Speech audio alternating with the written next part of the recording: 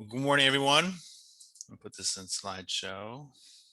My name is Arthur Jimenez. I'm Director of Business Development at PIDC. Today with my colleague Kersey, we're going to cover the CHIRP program, or the COVID-19 Hospitality Industry Recovery Program. So this is a grant program that I'm pretty sure all of you are aware. That's around this webinar. We're going to talk about just go over the eligibility again. Talk about like how to apply and just some of the common issues we're already seeing, because the application has been open since Monday. Kirsty, do you want to introduce yourself before I go on? Yes, thank you, Art. My name is Kirsty Azokar, and I'm the program manager, and I'll be more than happy to help Art answer any questions based on what we're seeing. We've been reviewing applications, and we thought it would be useful if we can give you a closer look of what we're looking at, what is the best way to submit information, and if I cannot answer any questions, we'll be more than happy to get back to you to ensure that you have accurate information. Thanks, Kirsty. Okay, for all those that are not aware, I'll try and just to really get to the nitty-gritty information here. And so there is about $17 million that's going to be allocated to Philadelphia.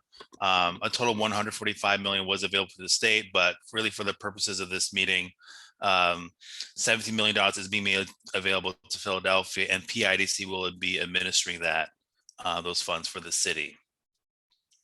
Again, so this is for your business to apply for our PIDC program. Your business has to be located in Philadelphia. If other counties, if you have a location outside of Philadelphia, there are other programs like Bucks County has their own, Montgomery County has their own, Delaware County has their own program or application, I mean. Okay. As we said, the application opened on Monday at 11 a.m. And it is not first come, first serve. So this is the application period is open for about 3 weeks until April 5th, until 11:59 p.m. on that Monday. We will only start reviewing applications on the 6th, so on the day after. And the website is pidcphila.com/CHIRP. Eligible businesses. I'm just going to read, I'm not going to read all this text. I'm just going to really just highlight the important facts here. Like one, as I said, your business must be physically located in Philadelphia County and operation since February 15, 2020. Since 2020, your business should be in the have an AC code that within the accommodation subsector. So starting with 721, or the food services and drinking places subsector with an AC code starting with 722. You've had document at least a 25% reduction in gross receipts between 2019 2020. You must be a for-profit business, not publicly traded, which I assume most of you are not. Fewer than 300 full-time equivalent employees. I'll talk more about in a bit. A maximum potential net worth of $15 million, in compliance with all local, state, and federal taxes. So that means either you're an approved payment plan, or you're paid up to date, or you're planning to get on a payment plan.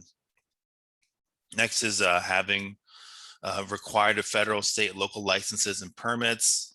And then more importantly, apply only for one CHIRP grant per Philadelphia County business location. So we have some cases where a business, it's like a larger restaurant chain, the EIN number, as long as each location has its own EIN number, those individual locations can apply for a grant. And those EIN numbers have to have those individual locations, have to have less than 300 employees and have, again, match all these eligibility requirements under, net worth under $15 million, for-profit business, and 25% reduction in the gross receipts between 2019 2020. Kirsty, did you want to add anything you're seeing with the applications now? Sure. So right here, I would clarify that one of the requirements is we need your taxes 2019. If you have already filed 2020, you can send it as well.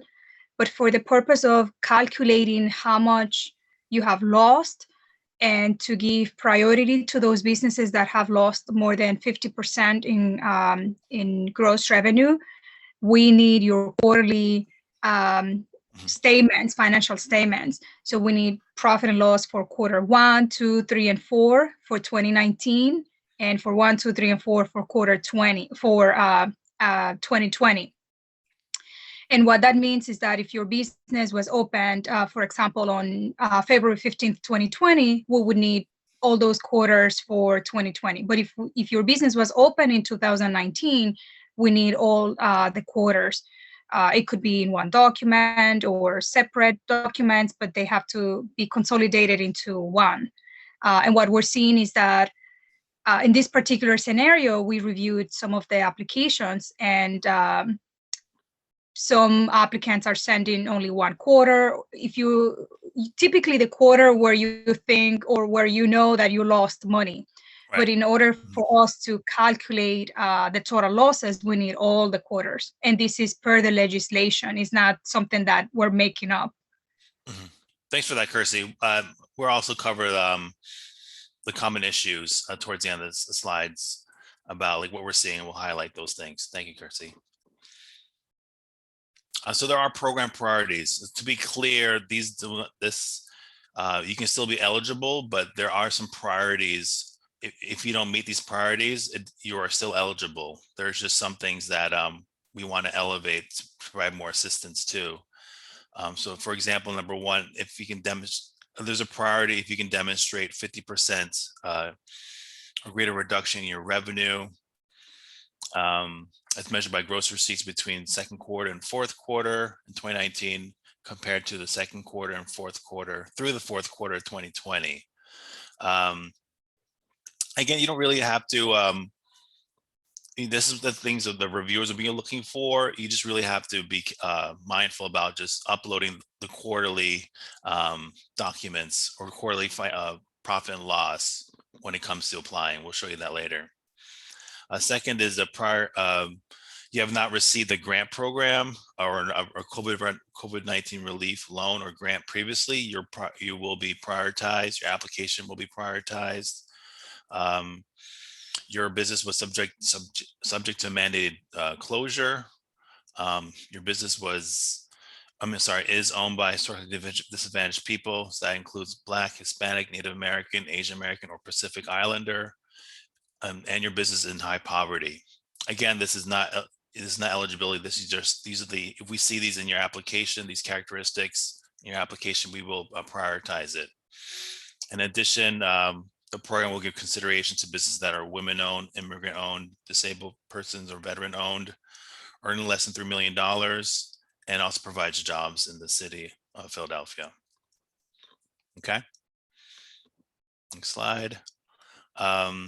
So we'll review the application. So we'll talk a little bit more about this. But again, just to highlight what Kirsty said, the documents to upload is a 2019 tax return if your operations in 2019 and 2019 profit and loss statements on a quarterly basis. Monthly, I don't think we need.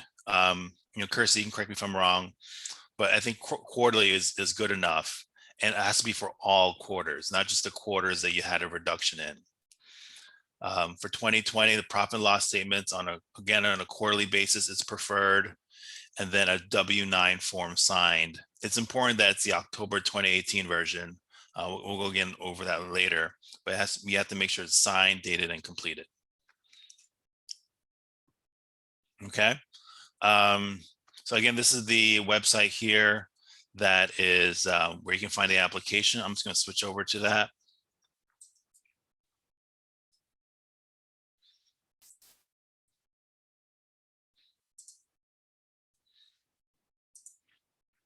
Second. Okay, so this is the PIDCphila.com/CHIRP page. So there's many of the things we talked about on these slides you can find here on the website. There is several fact sheets that are available in different languages. Here's more information again about the eligibility, the program priorities, what you need to apply, the deadline. So the deadline is its application already open. The deadline is April 5th on Monday at 11:59 p.m. I wanted to highlight these are our community partners. So we have over 30 community partners that have offered their availability to assist you to fill out your application. So especially if you have a hard time filling out the application, maybe there's a language barrier issue or a technology issue, you can go to this spreadsheet here, and I think it would be best to pick a business, a CDC, the computer partners that are close to your area or can offer the language assistance that you need. So yeah, feel free to use this, contact them directly. They've publicly said they want to help. So they have their email address here, they have phone numbers here. They say which language assistance, what language they can provide assistance for, and what primary neighborhoods they can also provide assistance for. Okay.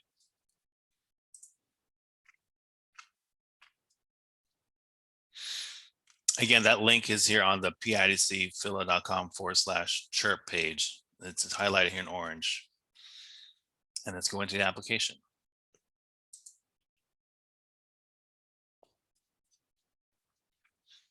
Okay, so you can see here, again, there's a information about what the CHIRP program is, link again to our community partners here. And then there is a link here about the correct W-9 form. Actually, before I get into this, let me, hold on, let me switch. I think we forgot to cover the issues we're seeing.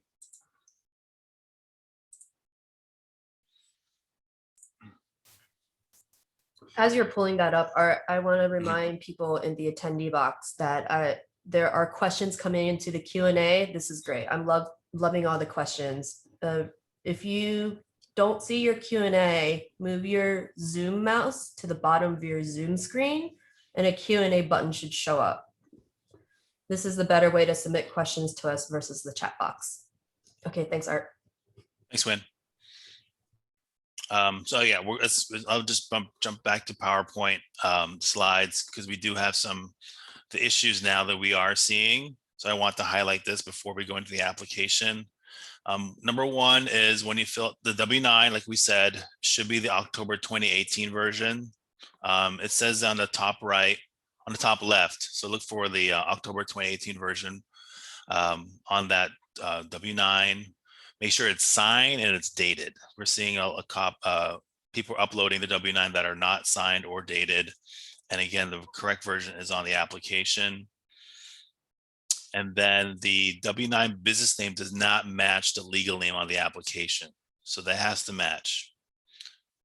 Number three is a W-9 address does not match the address on the application. So make sure that matches. What you put on the address on W-9 matches with what's on the application. Number four is the quarterly financials for all quarters are not uploaded. So I think the application only allows you to upload one document. So you have to find a way to merge that all into one file and then upload that for the correct year, those financials. Number five is the business is an LLC. The W-9 does not indicate if the business structure is a C Corp or an S Corp. I'll switch to that. I'll show you the W-9 right before we get into, after we cover this last one here. I'll show you where you put that on the LLC. And then lastly, please note the owner is always counted as an employee in the application. So you always have at least one employee. I think some people are trying to put 0. I think the application won't allow you to submit if it's 0, but you should always have at least one employee. Kirsty, did you want to add anything else and common issues? No, I think you covered them all. And FYI, if you see me typing, I'm answering questions on the Q&A. So yes, those are great questions. No, those are the most important items with regards to the W-9. Okay. Let me share here. I'll show you a blank W-9. So you have to make sure it's here on the top left corner. It says W-9, and then it says the version number. So here it's October 2018. These documents the versions look very similar, but it's important that it's a 2018 version. You put your name here, your business name. Again, that's to match what's on the application. What type of your business structure it is. That's usually reflected on your tax returns. And if you're an LLC, you have to check if it's C corporation, S corp, and partnership. So there is still a box there you have to fill out after you check that box. Address, you need to put your address, city, and then the next thing is important, putting either your social security number if you're a sole proprietor, or the EIN number if you are other types of business structures. Okay, and then you have to sign it and you date it. Kirsty, did I miss anything? Anything important? I'm not sure if you covered, can you scroll up a little bit? Not sure if you cover that. If you are a partnership, and this is a requirement from the legislation, you need to select another box that says that you are either an S corp, a C corp, or a partnership. Okay, so you can pick multiple. Yes, so if you select individual, sole proprietor, or single member, I'm sorry, if you select partnership next to S corp. Okay. Yes, you also need to check the box underneath that says limited liability Okay. company, and you have to specify that you are a partnership. Okay, so you might it looks like the PDF editor is not allowing me to do that. You probably have to print it out. Okay. And just check. So that stays checked. This, then you check this, and then you put if you're a C corp, S corp, or partnership. Correct. C, Or partnership. S, or P. Yeah. Okay. Okay. Let me stop sharing this. Let's go back to the PowerPoint. I just also want to show the tax forms, just make sure people are aware. Proper tax forms. So if you are a sole proprietor, an individual, or a single member of an LLC, your tax form is a 1040. If you are a partnership, your tax form is a 1065. And if you're a corporation, either a C corp or an S corp, you're 1120 or 1120S. Okay. And then where to find where you really have to pull from the tax return is your gross income. So here for the 1040, it is line number 1. This is gross receipts and sales. Again, I'm sorry, this is the Schedule C on a 1040. If your partnership is a 1065, again, it's the first, here it's 1A, but it's the first box that says gross receipts of sales. And then here it is the 1120. It's the first box again, but just make sure it's the 1120. It's 1A for the gross receipts. Okay. Let me just get back to the application. So we all should know the tax returns, the forms you need to upload, and the common issues to avoid. So now we should be pretty prepared to fill out the application. So Art, as you're transitioning screens, I'm seeing some repeat questions in the Q&A that I just want to bring up while we're here. If people have submitted information and they realize they are missing a file, or they realize they entered in something wrong, for example, one of the common mistakes that you went over, should they resubmit? Should they wait for PIDC to reach out to them? What's the best way to move forward for those people? Correct. So because the application, because you cannot save it, once it's submitted, we have access to see the information. So the reviewer will follow up with the applicant for any missing information. And we have 2 stages. We have a pre-screening stage where we are going to make sure we have all the documents we need. So at that time, we are going to contact the applicant. It's not, you don't have to wait until April to find out that you're missing something. So be on the lookout for an email in the upcoming days or maybe early next week, and we'll let you know what is missing. But yes, thank you. Those are great questions. Okay, great. Let's walk through the application.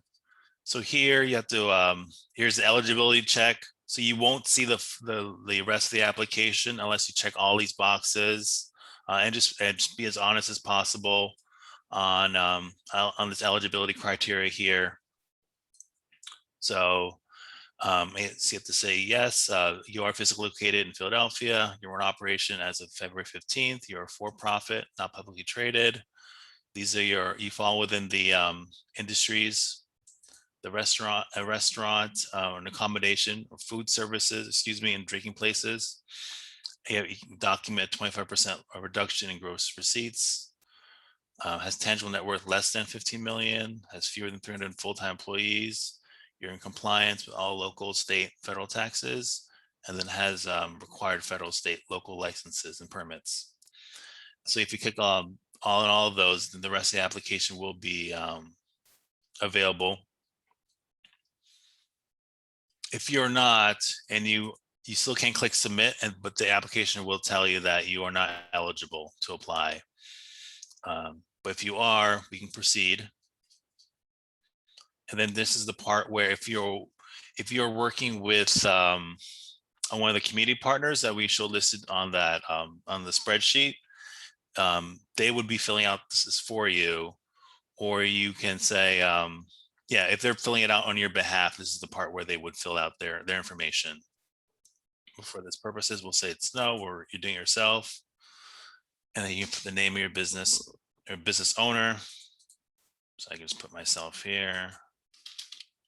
Arthur. Phone number. I think I filled this up before.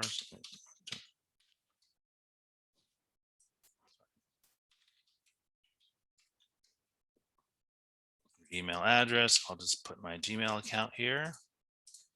I can show you the so once you do fill it out, the application, you will get a confirmation and a copy of your application. And is there more than one owner? So this is where the application is dynamic. If you, depending upon what you answer, the application will change. So if you are the only owner, if you are the only owner, pick no. It'll only show you the information you need for one owner. If you pick yes, I think you can go up to a total of 5 owners. Just make sure that when you put the ownership percentage, it all adds up to 100%.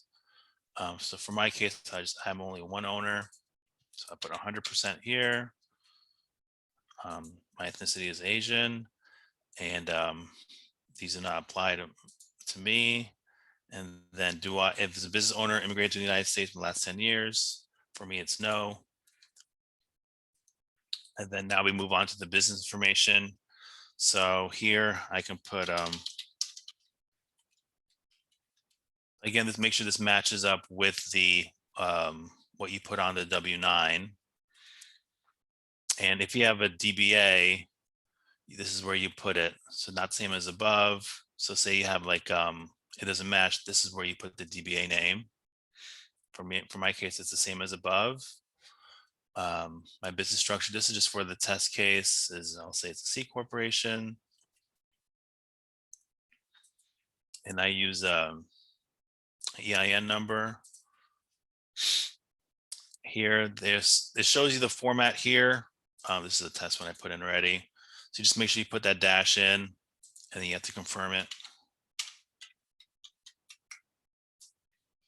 Okay, and then again, so if you have multiple owners, and you have to basically add up what is the majority, at least 51% of your business owned, operated by persons who are, in my case, it's Asian. So I put that there. For me, it does not apply. What year is your established business? I think just for this case, say 2004. Your NACI code here. So this should be on your tax return. We've seen that some. I'll just put I am a full service restaurant for this case, but we're seeing on some businesses of tax returns that they actually have an incorrect NACI code, or it's not really reflecting what their primary activity is.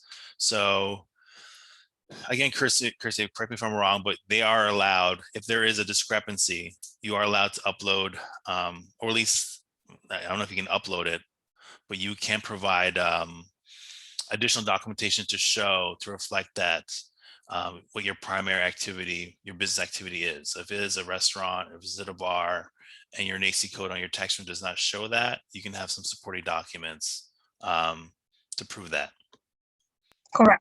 Correct, yes. And do they email that? Or how do they provide that? Yes, one of the reviewers will be following up with the applicant to request additional information. Okay. Thank you, Kirsty. So then you put a brief description here, how COVID-19 has affected your business. Let's say mandated closure, decreased sales.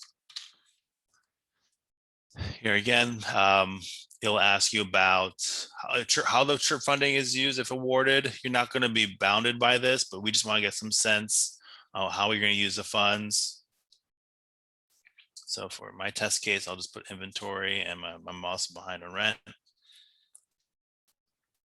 It's the business address of where your business is located. So I'll just put the address of PIDC.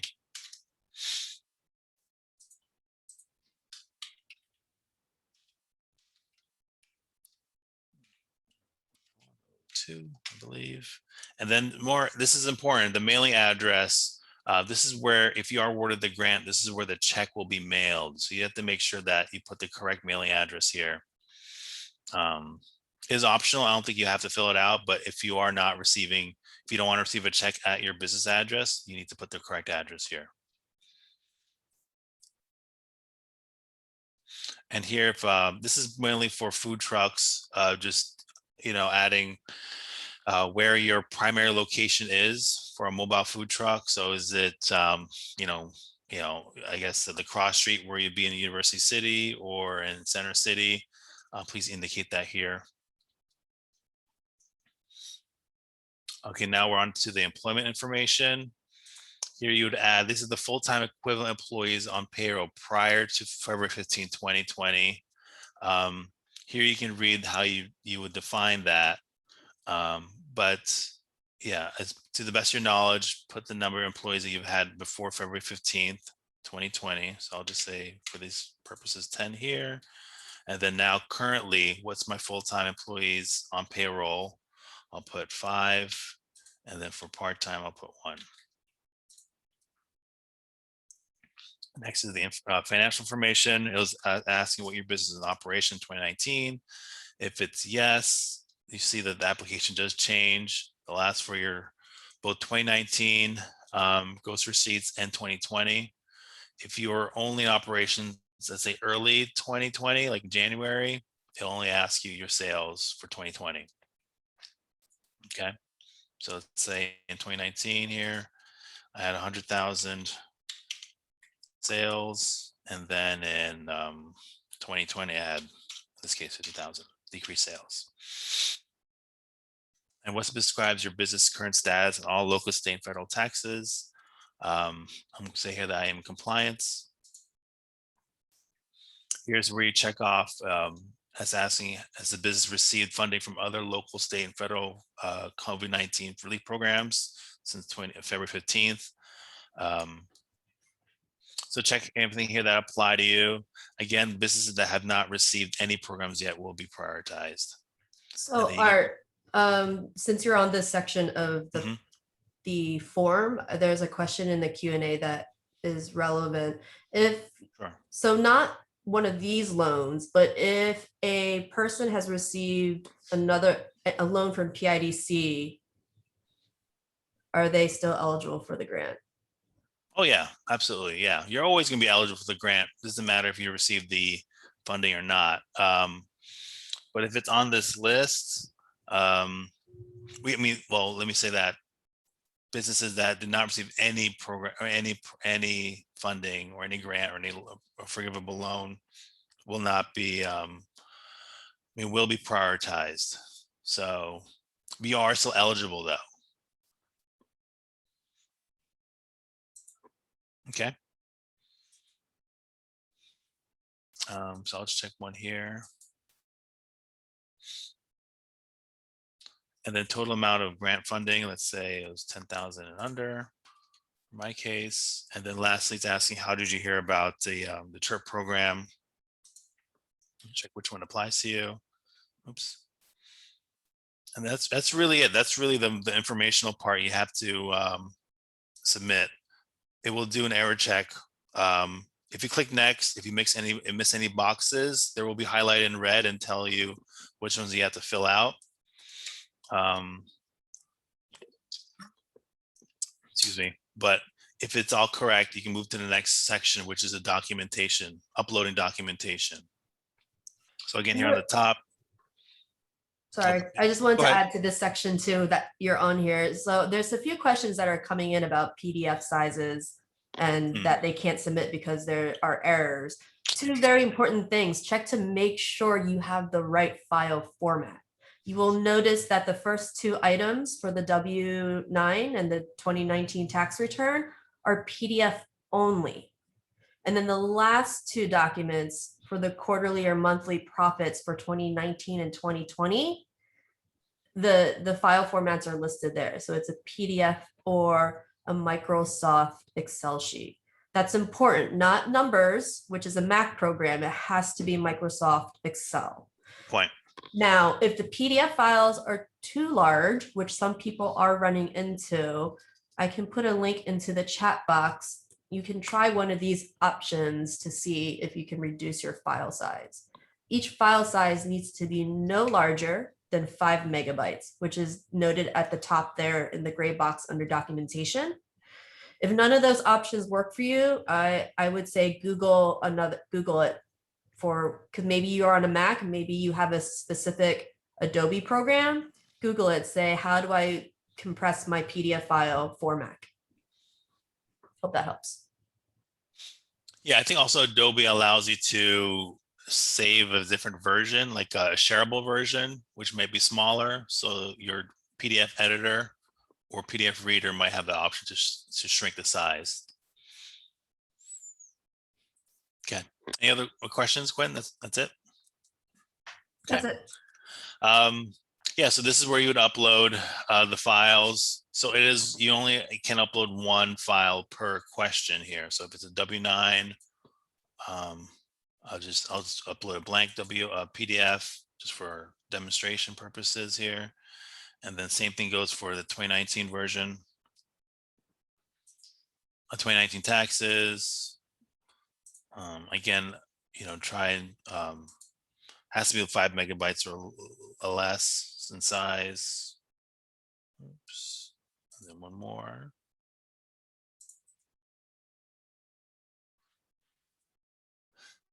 And again, this is what we've been seeing is make sure the quarterly, monthly, and profit statements includes all the quarters, not just the ones that you've had a decrease in revenue in.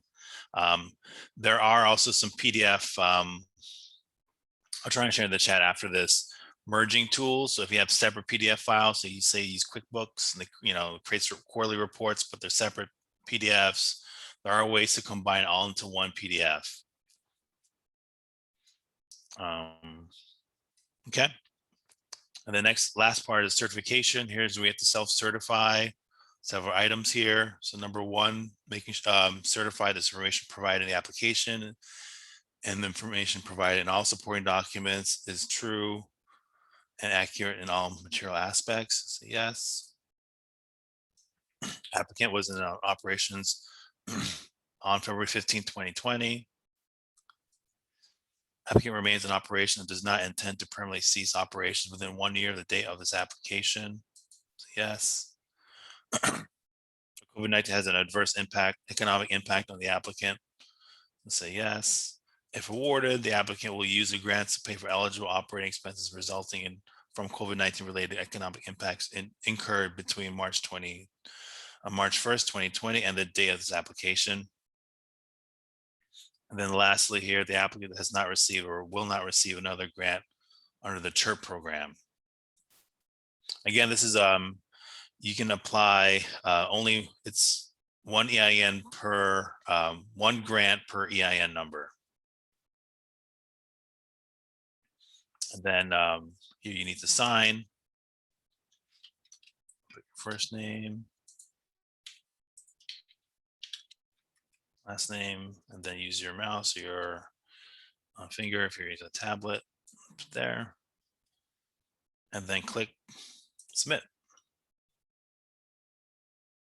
Okay, and then you should get this acknowledgement message saying that your form has been submitted successfully, and you'll be contacted after your application has been reviewed. So you should get at least an automatic reply saying that you have successfully submitted. And then I believe on a second email, you do get a copy of the application you submitted. And then please allow 4 weeks after the April 5th close for the CHIRP application period to receive a status update. Again, you can still ask questions at the email address chirp@pidcphila.com, and then also visit the pidcphila.com/chirp website for any updates. Okay. Thank you, Art. We have a question in the Q&A asking to please go over the full-time equivalent employee calculations and time period. Chrissy, can you help out with that one? Yes. For this calculation, you cannot have no more than 300 full-time employees. And that's just the only explanation we have from the legislation. So it could be a combination. I mean, at the time of the application, that's the number that we're going by. We want to know how many people you're employing, and they cannot be more than the equivalent to 300 full-time. And I hope that answers the question. And Quinn, I have a question for you, actually. Would it be possible, I kept getting the same questions if somebody inherited a business or they purchased it from someone else, they want to know what is the established date. Could that be something we would recommend to put on a note when you are explaining why you need these funds? Maybe you can also add a quick note explaining if there's anything that we should be aware of to make it easier for reviewers to follow up with you faster. Like if you have things like that, oh, my business, I bought it in 1979, but it wasn't transferred to me until 2019. Those would be important things, but I don't know if we have enough space or if. I think it's 500 characters. Yeah, in the description section, maybe we can I would have to check with the database technician to see if that's something at this point we can change or not. Maybe we can figure that out and get back to the people who are asking that. Yes, thank you. Mm-hmm.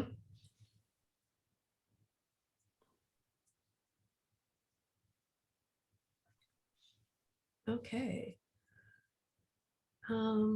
I see some more questions came in through the Q&A. Do we want to answer these live, or do we want to continue typing answers in? Maybe, yeah, I can answer live, I guess. I would say for the browse option, if, well, maybe, I don't know if this is an IT question. If the browse option is gray and is not highlighted, so you cannot tap, I don't know, do you need to redo the application again, like exit and do it again to have the option coming up? Or is it because something is incomplete and then you cannot submit the application if something is missing?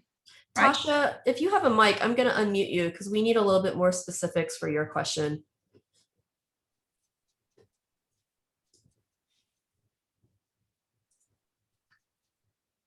Tasha, if you're talking, we can't hear you, but I see that your mic is unmuted.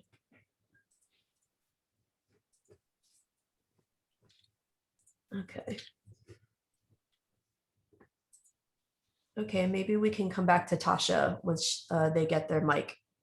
I would only add that I think when I was filling it out earlier, it was grayed out because I already selected a file. So maybe try to click on remove file first, and then maybe the open file or the browse option will be activated again. You can try that. Okay. Next question. And the other one is if you can work on multiple days. So the answer is no.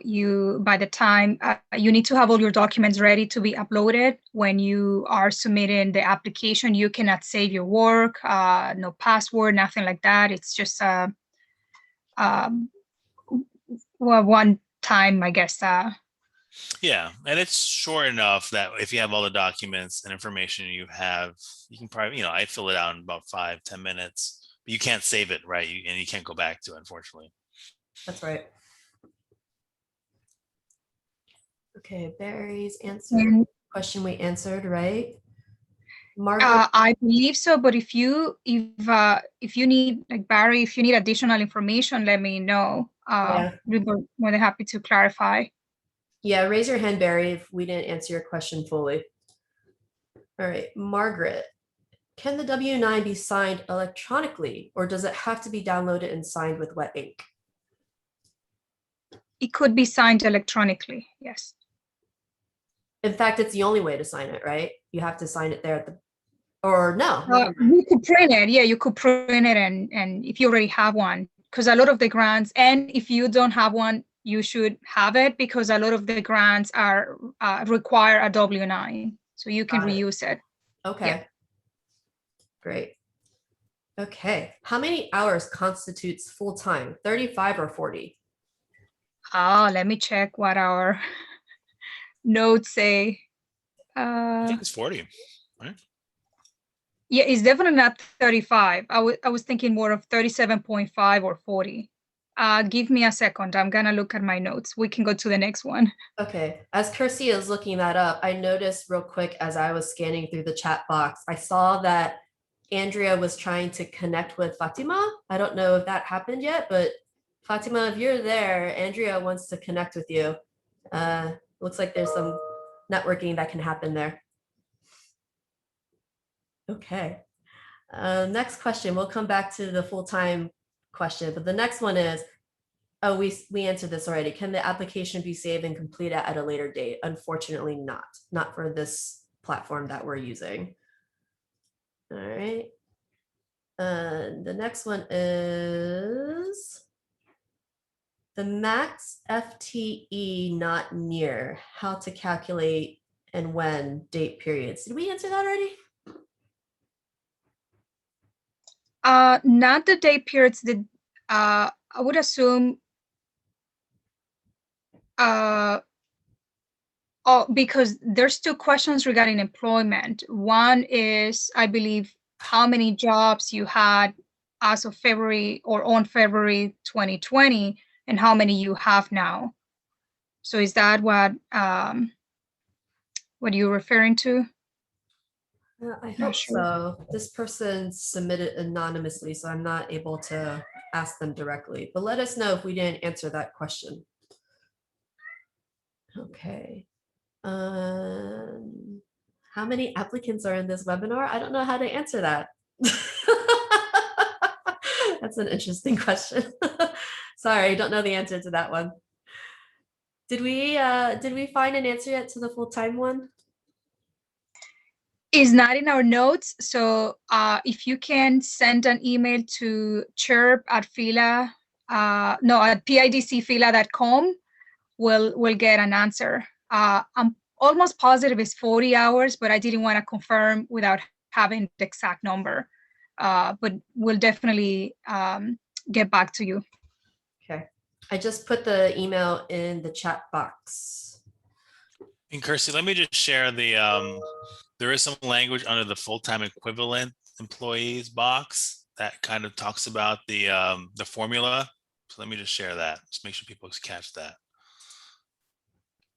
Okay, we switch, Quinn? Yes. Thank you.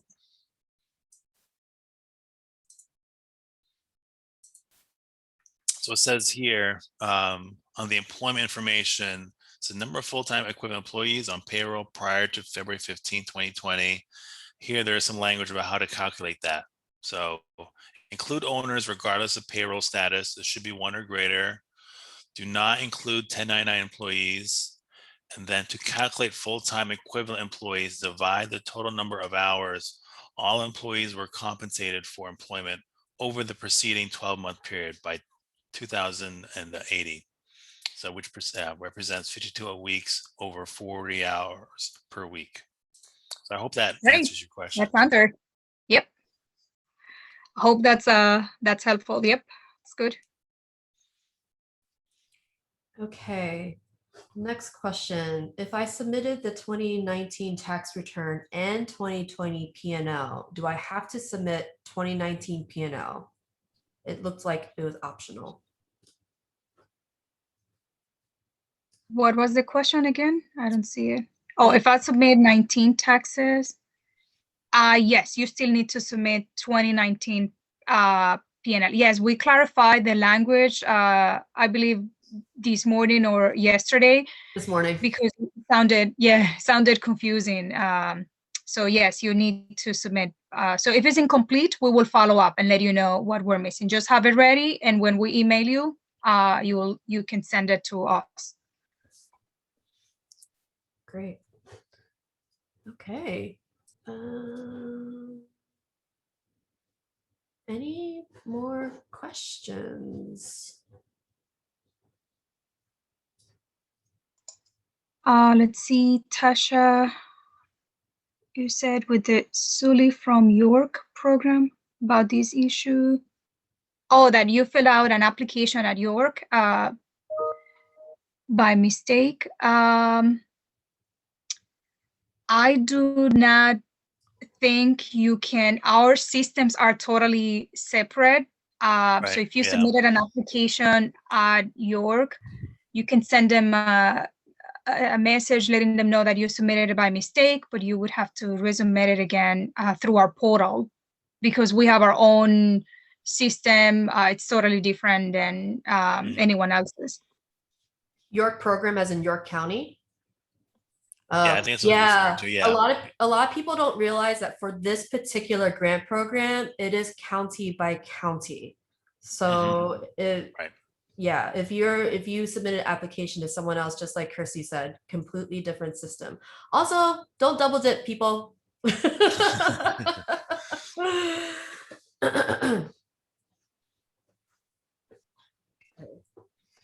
All right, this goes until when? 11?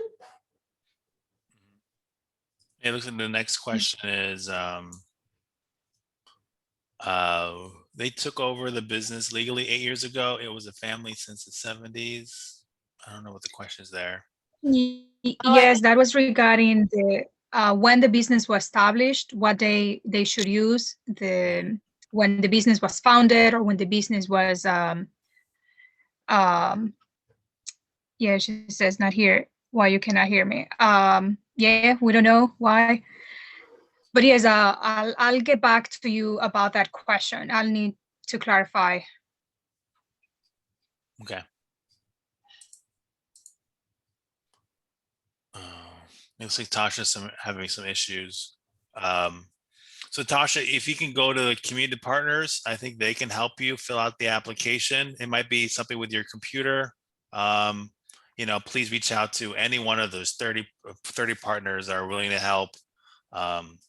Yes, I encourage you to contact one of them there.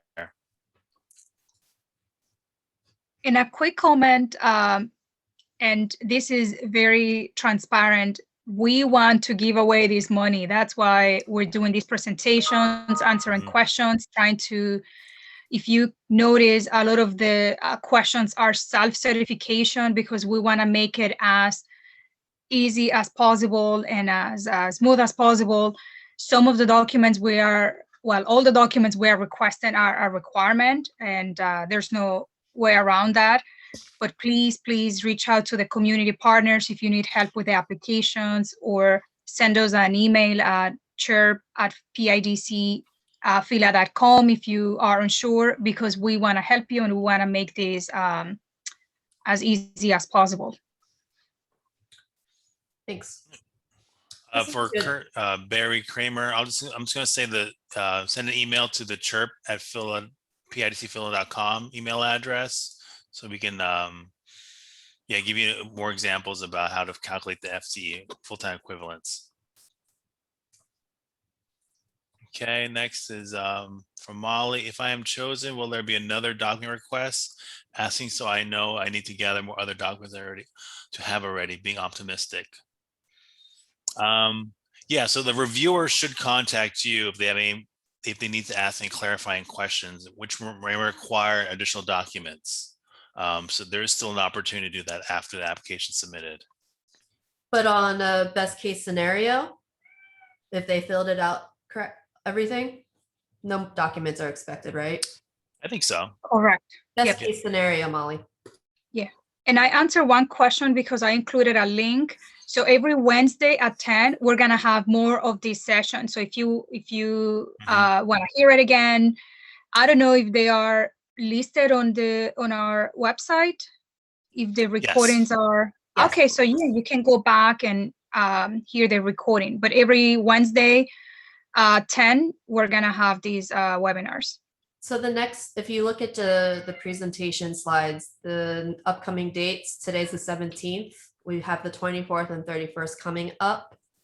The recordings are not up on the website yet where we keep the webinars, but I will put that in the chat box for people. Yeah, I did put that in the chat to the event specifically for CHIRP, have a specific webpage, and it has the dates that happen every Wednesday at 10 a.m. So March 17th, 24th, and 31st. And I have a question do you mean, Joanna, one application per property or per EIN? That's the requirement. Is you could have a business with multiple locations, but as long as they have different EINs, you can apply per EIN. And we're getting more information about that, but that's what we know so far. One application per EIN. Right, it's the EIN that defines. It's one application per EIN, correct? Yeah, and the timing with regards to, are you referring to, Meredith, when you will know if the grant was awarded? I think we're estimating 3 weeks after April 5th. Right. Because the reviews are only going to start April 6th, I guess, right? Is the day after. That's when, if there's 1,000 or more applications reviewed, that's why it takes about 3 or 4 weeks to go through all of them. Well, yes, and we are reviewing it now, but they're not going to be scored until all applications are submitted, because it's not on a first come, first served basis. Okay, so they can get a question in between, but it's not going to be ranked. Okay, that's good. So they can answer some questions in between before the deadline. Okay, any other questions? It's time check is 10:54. Yeah, that's for 6 more minutes. Again, you can ask emails at the CHIRP email address, chirp@pidcphila.com. Again, there's more information you can find on our website, pidcphila.com/CHIRP. That has a link to the community partners, the link to the next webinar, which is again next Wednesday at 10 a.m. And there's different fact sheets there in different languages. Again, you have the eligibility and the program priorities. So that'll always be there if you need to get that information again.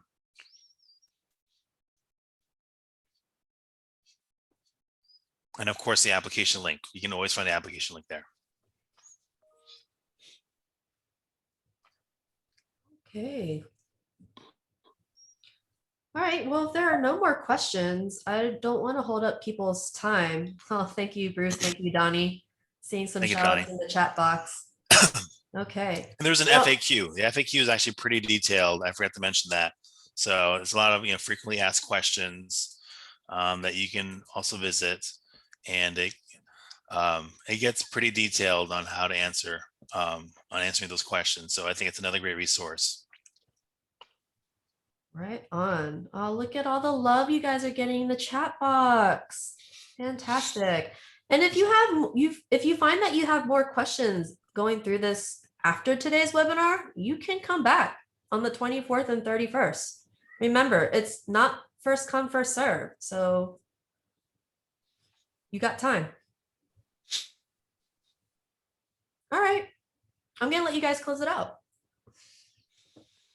Yeah, thanks for your time. Kirsty, thank you so much for answering all those questions. Again, we're going to be here same time, same channel, Wednesday, 10 a.m.